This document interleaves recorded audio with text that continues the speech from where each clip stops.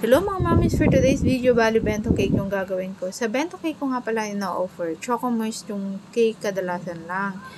Though may available ako na flavor, depende sa dami ng bento yung i-order. Then pwede ko siyang i-cater. Pero kapag like pa isa, dalawa, choco moist lang talaga yung offer ko. Sa dalawa, sige, pwede ko siyang i-accept ng ng vanilla. Pero kadalasan, kapag mga rush ng order na bento, choco moist lang talaga. Kasi sinasabay ko lang to pag-bake ng mga regular sizes ng mga cake.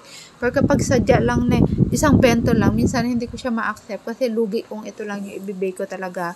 Nakapag-accept lang yan ako ng isang bento cake kapag may ready ako na bento na naluto na.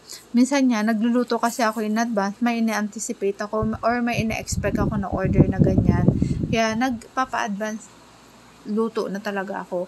Ang recipe ko kasi sa mga ganito, parang I think 4x3 or 4x4 na size ng cake. Kaya pwede ko siyang i-accept. May na-expect ako kumbaga, kaya nag-a-advance luto ako. Pero kapag wala din, hindi talaga nagluluto. So, yan na nga. Minsan sa mga maliliit na ganyan na bento cake, mas toxic pa siya talagang gawin kasi mahirap siya magpakinis ba? Kaya magaan masyado. Tapos, itong bento ko nga pala na to, kulay off-white or cream lang yung color ng frosting niya.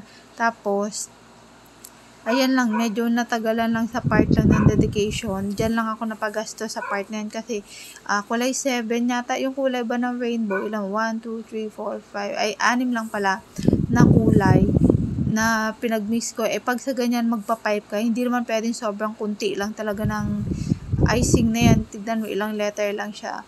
Medyo mas madami din siya. Kaya medyo mas magastos din tong tong cake na yan. Kahit na kung titignan mo, napakasimple lang, diba? So, eto na yung kanyang pinaka-final outcome. Wala na yan siyang druggies or anything. Basta minimalist lang talaga siya.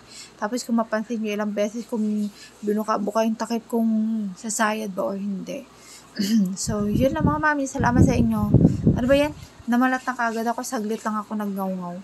Salamat sa inyo. Paalam. Ciao!